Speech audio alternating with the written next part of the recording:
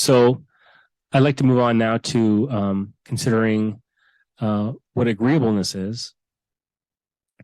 Agreeableness is a personality trait characterized by the tendency to be kind, sympathetic, cooperative, and considerate. Those who are highly agreeable are empathetic and altruistic. And um, and so the question is, how does Scrooge manifest agreeableness? How does the reformed Scrooge manifest agreeableness? Um, well, the qualities of agreeableness that I just mentioned are particularly predominant in Scrooge after he's reformed his character. And when he's undergone his transformation, he's no longer selfish, but altruistic.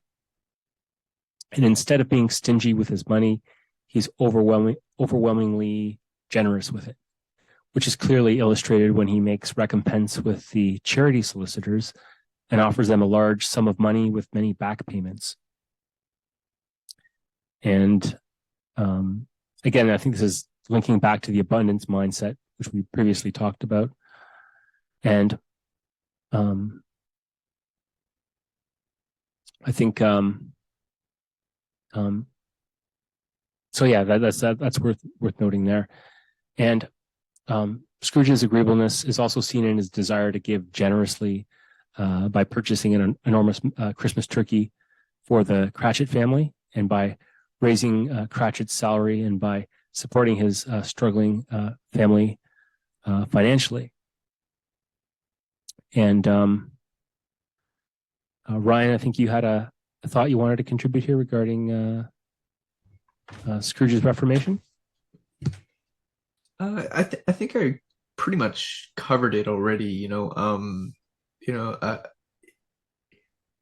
Just sort of goes to Dickens continuing to sort of urge this reformation of culture, Yeah. away from sort of demonizing or dehumanizing the other, sort of that idea, or sort of that milieu that was around, that ushered in the 20th century,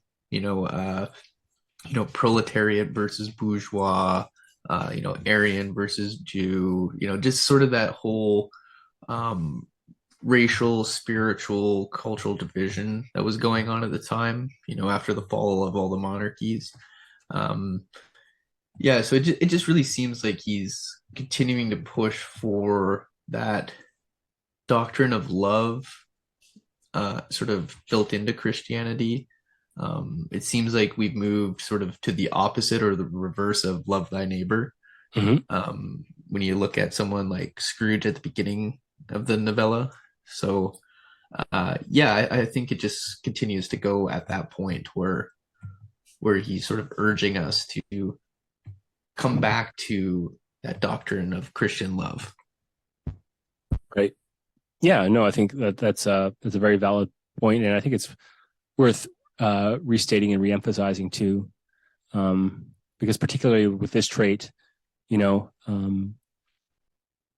the increase in agreeableness does, in some sense, uh,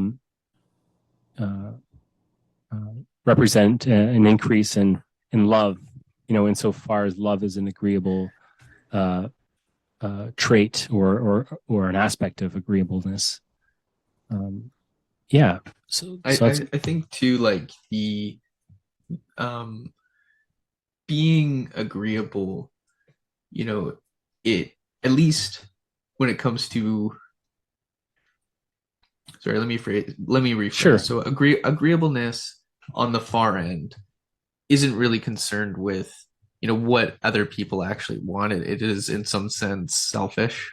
But I think sort of that a moderate amount of agreeableness really involves in being genuinely concerned about what others want, listening to them, understanding, what they value in Mm-hmm. life. So yeah, I think, again, going back to that Christian doctrine of love, and being empathetic and altruistic, I think that's what it means to be empathetic and Mm-hmm. altruistic, is genuinely caring about the other person, and what it is they want, separate from whatever it is you're going to gain from it. Mm-hmm. Yeah, no, for sure. I think that's a very valid point you bring up there.